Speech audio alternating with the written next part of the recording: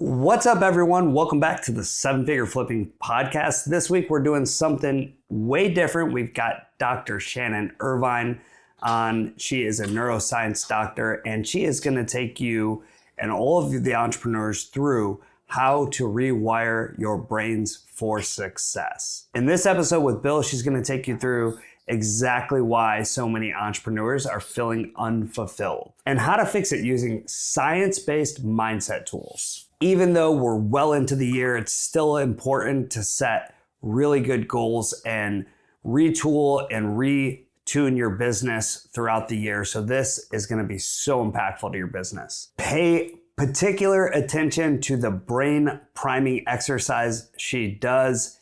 It's going to be killer. And let us know if this one hits home for you.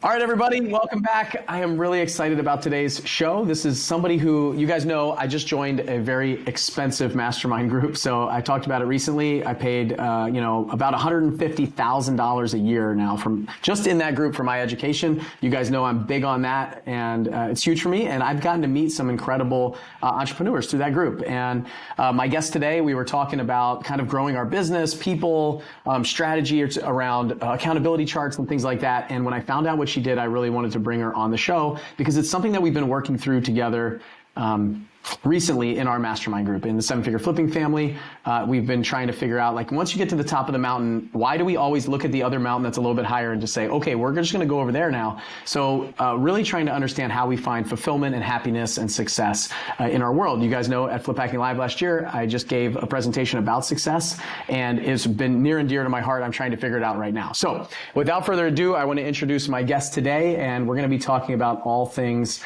getting your mind right, I think, for your entrepreneurial journey. So Dr. Shannon Irvine is with me, and I'm really excited to learn more about what you do, Shannon.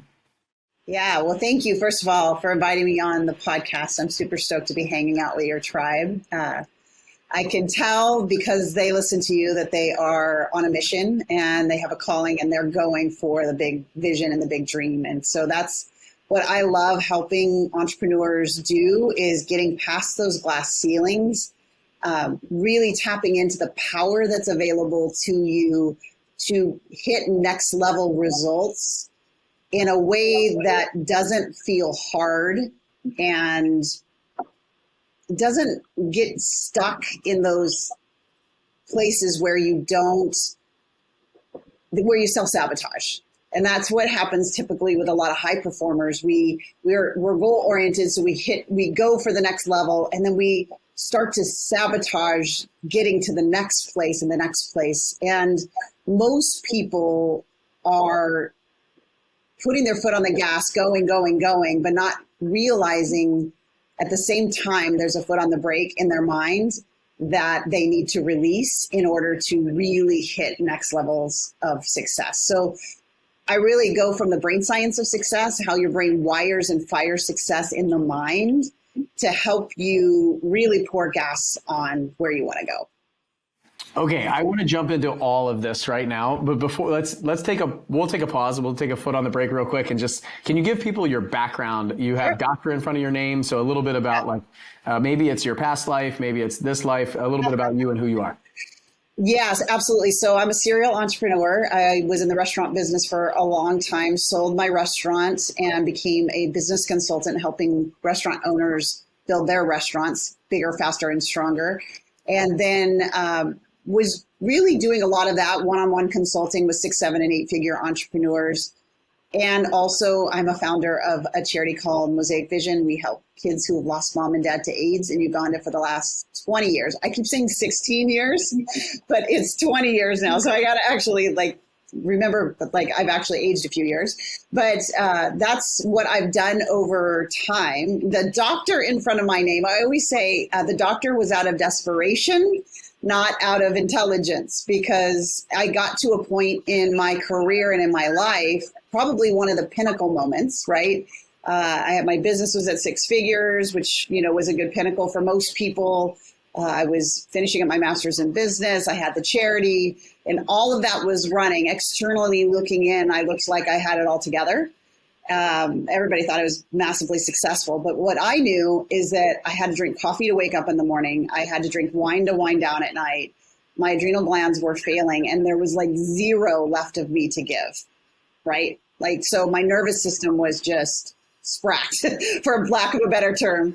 And I got the best news in the world. I found out that I was pregnant with my son. And that's been a long while now. But it was one of those moments where I figured I had to give something up. And honestly, it was a God moment, because in that breakdown, I really felt the word and kept coming to me. What if it's not an either or? What if it's an and? Long story short, I kind of took that as a challenge, as we usually do. And I started looking around for mentors that seemed to have the life that I wanted. God first, family second, business third, but 8+ figures and slaying their business, right? So I figured either it was a facade and it wasn't possible, or I needed to find out what it was. Still kind of in that ideology of finding out their tactics or their secrets or how they do their things. And what I learned during that time when I drained my bank account to work with that mentor was she thought differently. She thought differently about money, about success, about failure, about worth, about how she served in her calling in the world. And that created an obsession to learn, like, why was her mind different than mine? Because that's not what I was doing. I was on this kind of treadmill of work harder, put in more hours, sleep when I'm dead, those kind of ideologies. And as I spent more time with her, I became really obsessed about the brain science of success. Why was her mind wired one way and my mind a different way? And I did what any obsessed entrepreneur would do. I went all in. So I went and changed my degree, my PhD, to the neuropsychology. The neuroscience of success is really what I studied. And I'd like to say that it was like I learned all these things that were really important, but what I learned in those rooms as an entrepreneur was that it's not our fault that we get stuck. It's not our fault that we can't figure things out at certain times. There's old pathways that are holding us back, and there is a way to build a pathway in your mind toward what you want. But it was funny in those rooms, Bill, because they couldn't wait to get rid of me, because scientists don't necessarily, forgive me, scientists who are listening, but they don't want to solve problems necessarily. They just want to research things. So I was the weird entrepreneur going, wait, you can combine synaptic pruning and neuroplasticity, and you can actually mirror those things together. And they did not want to talk about that. They just wanted me to stay in the discipline and get through. But I started kind of combining these scientific principles that really started amplifying my results. And that's when the neurocoaching model, which is what I coach through now, was born. And off I went with helping other entrepreneurs to do the same. So do you work with all kinds of entrepreneurs, like across the board? So anybody that is but all business owners and entrepreneurs? Business owners, entrepreneurs, CEOs, high level, high performers, those that are going for the next best thing. You know, we get to a pinnacle, right? And we go, okay, what's next, right? Those are the people that I do really well with, because it's about really tapping into the strength of the systems that are available to you that most people spend their entire life and don't tap into. So they wonder why it's hard, why they make the same mistakes, all of those things, why they don't ever get to that level that they really want to achieve, of just that level of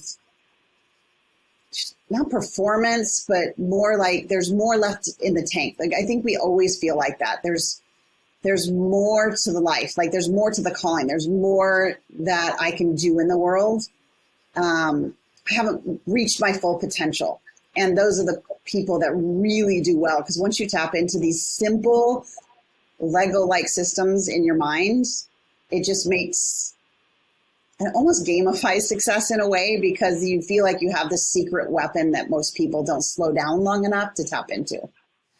So people ask me a lot when they meet me and see me and we work together, they're just like, I feel like you get like 3 or 4 times the amount of things accomplished in a day, or you just go so much faster than everybody else. Like, how do you do that? And I just look at them and say, I don't know. Like, I really don't. I just assume that everybody operates on my speed, right? And I don't know if it's a background in the military, having to make very fast decisions. I've tried to spend the last few years trying to figure that out, and I see a lot of military folks, like high performing military folks, come into real estate and just absolutely just like do really, really well. And so I've been looking for this like cheat code, if you will, like this kind of stuff you're talking about in entrepreneurs and people that come through our programs, because I gave a presentation this year about success. So like after coaching, thousands of people and seeing them come through the program and seeing people do really well and seeing people struggle, it's like, what are the actions that they're taking for the achievement side? So I took like this Tony Robbins approach of achievement and fulfillment, right? Like the science piece. And so I gave this presentation about, here's the things that, like, here's the science. So here's the ways that you can achieve. But at the end of the day, I still see the people that are high achievers, they really don't seem to be happy either, And then the people who aren't achieving, like, they're just not doing the things that are proven. The proven model is there.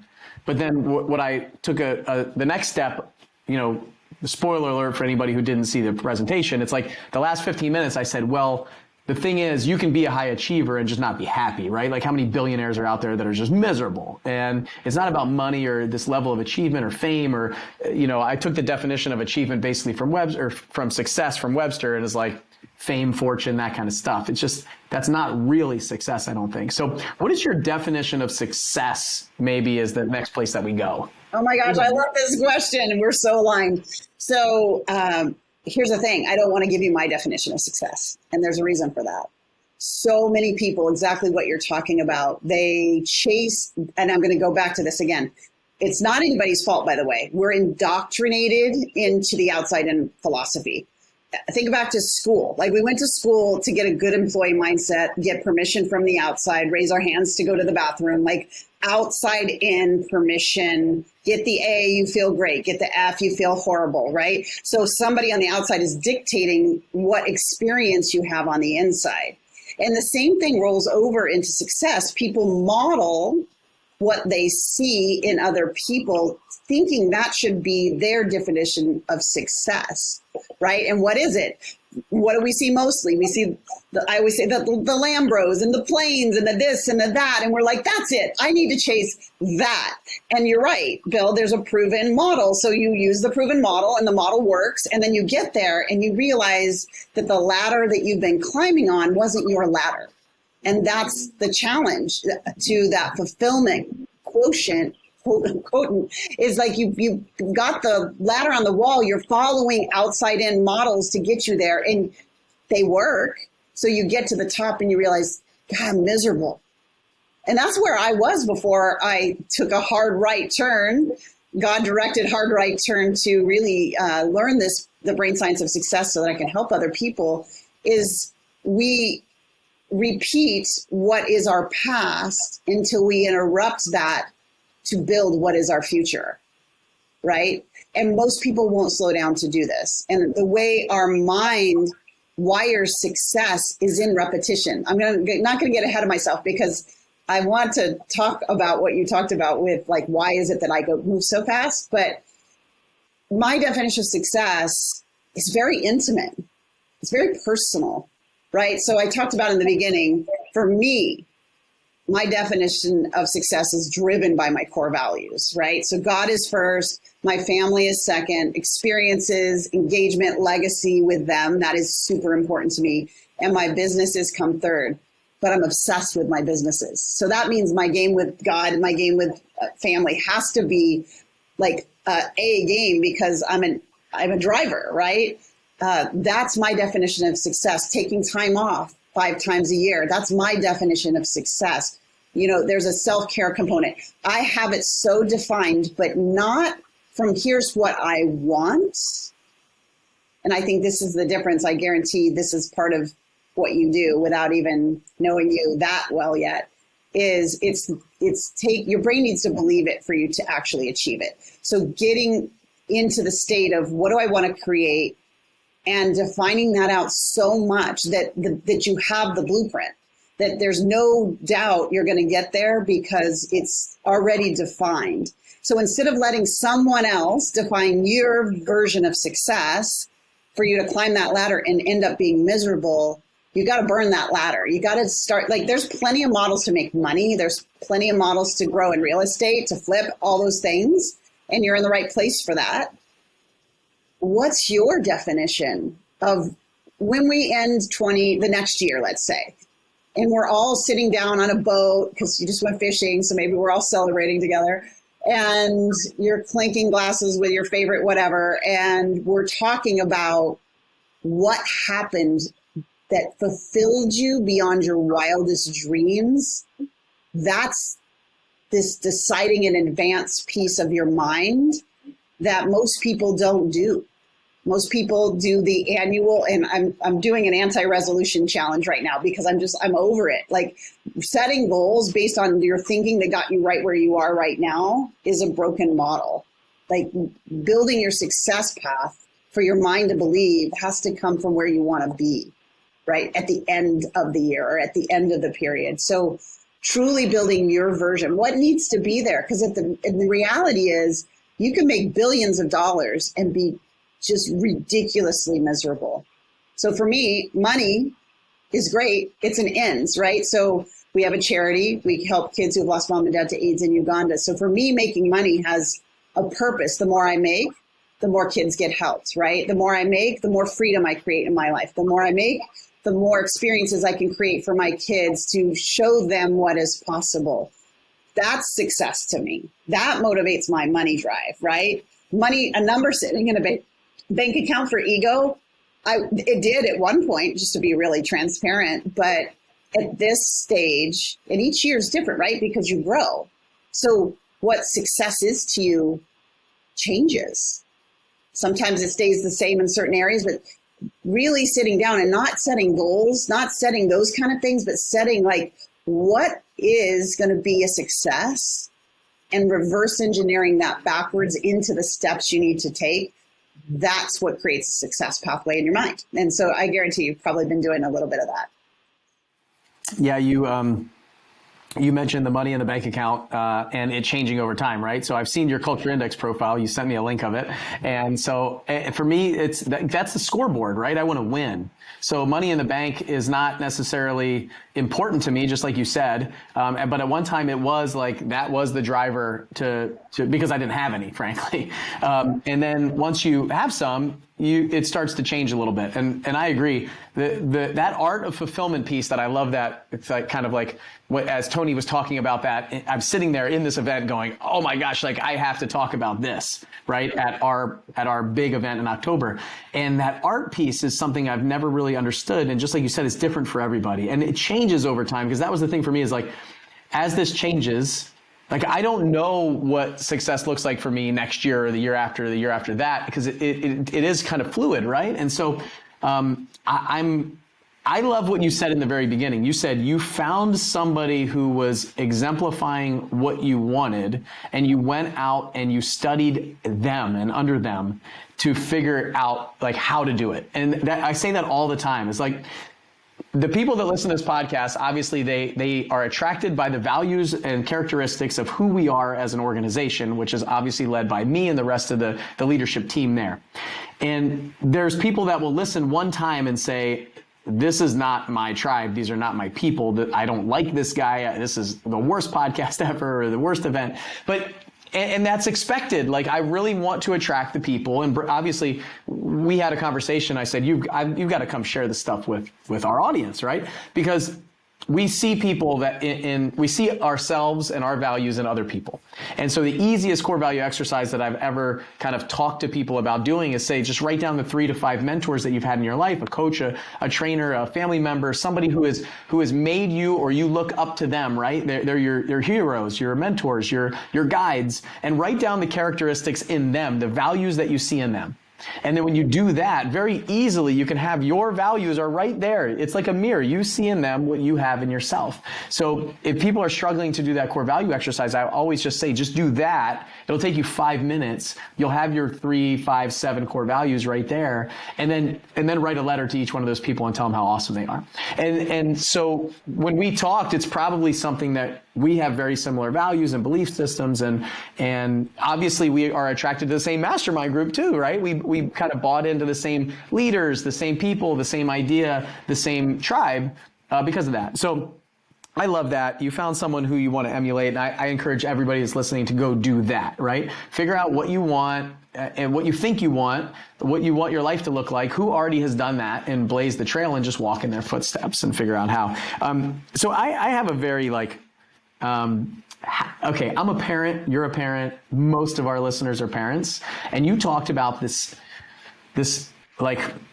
how success is displayed, whether it's on TV, if it's around other people, you see it, it's kind of indoctrinated is the word that you use, right, into us. It's driven into us. Well, as a parent of small children, I'm interested to know how I can be a better parent and kind of be a guide for them in a way that they see success a certain way as they start growing up. Because I'm assuming that this starts at a young age for us.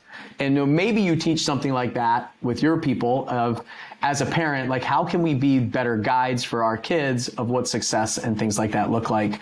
And not to control that, because when I thought about this recently, I went to a wellness center about a year ago with my spouse, and we worked through a lot of things for 3 days with a coach and other people like that. And what I found is I was like, why am I this way? Like, why am I such a driver? And why do I want to win all the time? Why do I have to be number one? All this stuff. And I called my parents and I said, what did you guys do to me? Right? And so obviously they said nothing. This was just naturally you all the time. And we just kind of fueled that fire for you. So how do we as parents, maybe, is there something like that you teach of how we can show up to be better for our kids? I think just knowing how the mind wires success will help you as a parent. It helps you with you, and it helps you with your kids. And that is from birth to 21 to 24, somewhere in there. That's how long it takes this thinking part of our minds to develop. So what does that mean? That means that the brain we think we're making decisions with on a daily basis, you're actually only using 20 to 30% of the time. The other 70 to 80% is on automation and subconscious levels. Let me break that down in a real simple way. What you repeat becomes the unconscious pattern. So anything that's getting repeated, any story that's getting repeated, any way of being, any core values, any meaning about money, meaning what it is, what it isn't, meaning about success, failure, worth, all of those things for children and for ourselves to know about our past is they're hearing it in repetition, and they don't have the filter, the prefrontal cortex, to say, I'm not going to stand for that. I don't believe that. So it gets automated in their minds as if it's their belief. So just to break it down, like the way your brain automates anything is thought and emotion combined to become a belief. It's only through repetition. Why are you so good, Bill, at what you do? Because you're good at discipline and repetition. And discipline and repetition is how the mind wires and fires. So it's on autopilot. It's your brain's doing this to make your life easier, to automate and use less energy and less glucose toward thinking. 60,000 thoughts per hour is a lot of thoughts. So your brain's trying to be efficient. For your kids, they're watching what you do and they're watching what you say in repetition. So that's where the conflict of I'm saying be this way, but I'm acting a different way becomes a message that doesn't align and doesn't actually automate. What we want as parents to create for our kids a life of whatever aligns with your core values, right? I'm not going to tell you what that is, but it needs repetition. It needs experience so that their subconscious mind can automate that as a belief, because out of that automation, first of all, it fires on autopilot. They don't even need to use it, right? They don't even need to think about it. They don't need to analyze it. It just fires. It's the driver of their mind, right? And in that repetition, from that belief place of the mind comes our identity, right? Identity is made from automations in our minds. So our I am statements come from what I believe, and what I believe gets created from what is thought and emotion combined over and over again. This is how the brain wires success. So when we're parents and we're thinking about what, again, not coming from here, what do I want to give my child?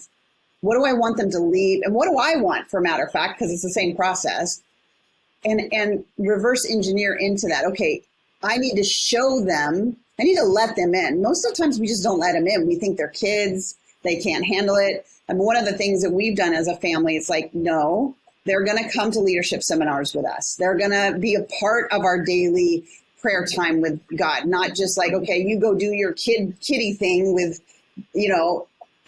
we've bred thinkers. So it's not surprising they don't want to go into kids' church. They're like, be honored, like they want to be in being challenged, right? If we want to create the ability in our children to be excellent, then we've got to involve them in watching us struggle and still be excellent. And it flies in the face of a lot of old broken parenting models too, is do as I do, not as I say, all those things. They're just literally receiving in automation what is given to them in repetition. So just really getting in the practice of what do you want them to leave your house with, and get really passionate about repeating that with them, whatever it is, your core values, right? So that's. I really like that, actually. When I was down in Key West fishing, we talked about that. The guy, my college friend, he was talking about his kids. His kids are a little bit older than mine. He said, man, they're great eaters. They love to experiment with different food. And Jeremiah, one of my business partners, and myself just asked, like, how did you do that? And he said, well, when they were little, we just wouldn't let them order off the kids menu. Like we let them order off the adult menu. It costs a little bit more, but they got to experience and try lots of different foods. So they didn't eat chicken nuggets and French fries and mac and cheese all the time. They ate adult food with us. And now they love to, he's like, they love when we go fishing, they'll eat all the fish. And we were like, they're going to eat this fish that you bring home? They're like, yeah, they'll make really nice meals and eat it. And so I think my question after hearing your response pretty much comes from control, right? I want to control the output that I get from my kids. I want them to be amazing children, great manners, all this stuff. And really it is just them emulating me. So I took away a lot of things from that. Thank you. It's going to be very helpful. I know that I can't control them, but I'm trying to write their story where I should just let them write their story and I just show up for them all the time. Like last night, man, I just left my phone downstairs and I just wrestled with them for like an hour and a half. They had so much fun. They were laughing and it felt like we were really connected. I also heard on this trip somewhere, it might have been even like a TV show we were watching. Oh no, it was somebody's Facebook message. A friend of mine who's in the Marine Corps flew Harriers and flew with me as an instructor pilot down in Pensacola. He had just lost his brother and was telling a story about how his brother showed up for his kids like a friend. They just played. They had so much fun. And when he saw that, he realized that he was always in dad mode and never just got to the point where he enjoyed his kids and said, hey, what do you want to do today with me as your dad? And let's go play and let's go have fun and let's forget about what I want to do in my agenda and my schedule and just go do it. So I took that and I came home and I asked my 7-year-old, he's 7.5 now. I said, Will, what do you want to do with daddy? And we can just go do that. So I'm not saying we're going ice skating or we're doing this or have this whole day planned. Like, what do you want to do? And we just go do that. And even if it's video games, I'm just going to turn it off and play video games with him for an hour or something and just be there with him with whatever he wants to do without saying, no, I don't want you to do that because it doesn't fit my agenda. So I'm going to try that over the next few months as a dad to hopefully be better for the kids.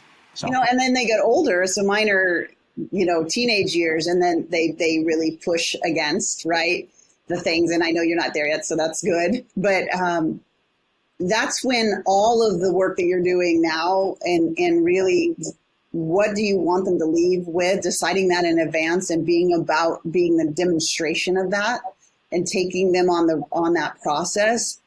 Then when it comes to a place where they're starting to make their own decisions and they're having to, make hard choices, we can then we can kind of come in with the no, you know what? In this family, we're people of excellence. So I know you want to go play the video games, but right now we're going to be a person of excellence because that is who we are, right? So because you sow those seeds in their mind, the network is there. They're still going to go through hormones. They're still going to have that, those natural growing up things. But when you sow that in their mind, the pattern is there. So it's about patterns in your mind. It's about networks. And if we can't do this because it's a podcast, but if I could show you, I've got some videos of this on my website where there's to automate a pathway.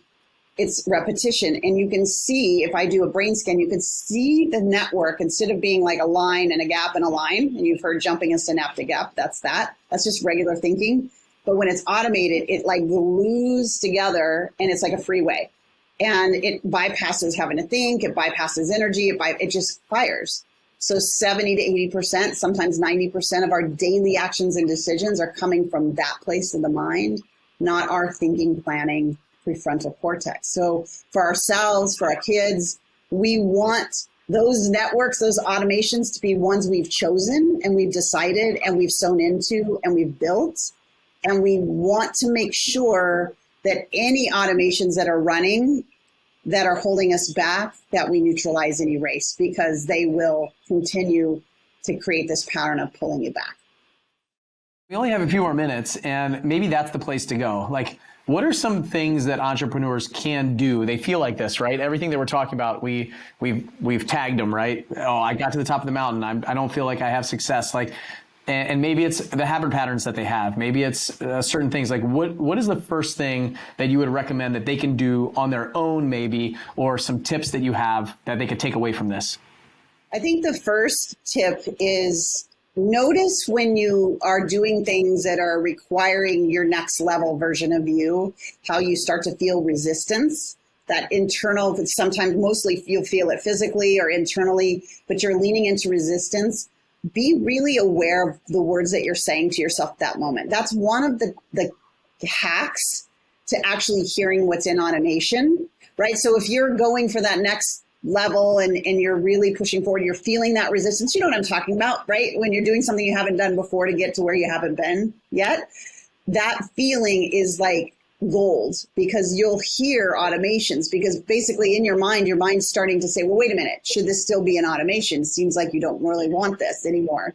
And so really hearing what you're saying to yourself, the words that you're saying to yourself, keep the ones that are going to take you to where you want to go, and just really put on trial like a lawyer the ones that aren't serving the future version of yourself. We don't have a whole lot of time. I could go really deep dive into the very simple system to go around that. But neutralizing and erasing those is key to getting to the next level. But specifically with your question, I want you to think of 5 things that will be in place when you are at that next place in your journey, the things that you're wanting for the next year. And write them as if they've already happened. This is so simple, Bill. I can't tell you how simple, but that's how our mind works. So 5 things, maybe more, but at least 5 that will be present. Maybe the amount of income, who's going to be there, what you're going to be doing, how you're going to be serving, those kind of things. But write it as if it's already happened, and then record yourself saying those things. This sounds so cheesy and easy, but it's so how our mind works. So you record it, right? And I just want you to listen to this in the morning when you wake up. Your subconscious is more present. In the evening, right before you go to bed, because your subconscious is now going to store and decipher what is an automation and what isn't. If you work out, right after working out, you have access to your subconscious much more. That's why we work out and all of a sudden we have all these amazing ideas. That's why. So those are the 3 key times. If you really want to get to where you want to go next year or this quarter or whenever you're listening to this, this is simple, and it's like the baby toe in the water to what we call in our ecosphere brain priming, but it actually starts to build the pathway toward the thing that you want. And it's literally that simple. We've had people do this, go deeper with us and do this and build out a full brain prime for free at times and come back and say they just brought $250,000 within a week because they aligned their mind. Then that's the key. So that's the hack that you can walk away with and really get some traction. I love this. You know, you mentioned I was working out this morning, and right afterwards I had like 3 things I had to write down on my phone in my notes while I was doing it. I was like, oh, haven't done this. I need to get this done. You know, I think that's the exact reason why, like for me, I was flipping 1 house a year. I joined a mastermind group. I saw other people doing it. And then I did 67 houses in like 8 months, and then 135, then 187, then like 200 a year. And it was just like, I didn't know that it wasn't, before that, I didn't know it was possible. After that, I had a belief that it was possible, and if they could do it, I could do it. And it was like like you said, my brain was not saying I can't. When you just mentioned that, what's the thing that when you think of the next level that you have to get to, what is the thing that's stopping you? And for me, usually it's, as you were saying that, I was trying to envision exactly what was going on in my head, and it was like, I don't know if you can do that. Like, I don't know if you're capable of doing that. And that's usually the thing even when I was thinking that, I was like, that's actually not true. Like, I know that's not true, and I squash it all the time, but that is the initial thought that it's like, can you really do that? Like, with the team that you have, with everything, like all the resources, like, can you do that, or do we need somebody else? And I even find myself saying that sometimes, like, oh, we might need somebody higher level than me to get us there. Like, you know, all those things go through our heads. So that's everybody that's listening, like, this is gold, right? Yeah. Do that stuff. Yeah, I want to resist going, like, just jumping right into it because I heard it. But, you know, that's the thing. And we, being driven, we go after it logically, which is what you just described to us. But there's a subconscious piece that just needs to be added. And when you add that, it's literally, if I showed you in your mind, it goes from that automation that fires every time you get to a new place to that kind of crumbling to it literally disappearing so far apart that the thought can't actually fire. So that's where we want to get it to. And luckily, I don't know, I'm a step-by-step girl. Like, I love recipes. I love process, you know?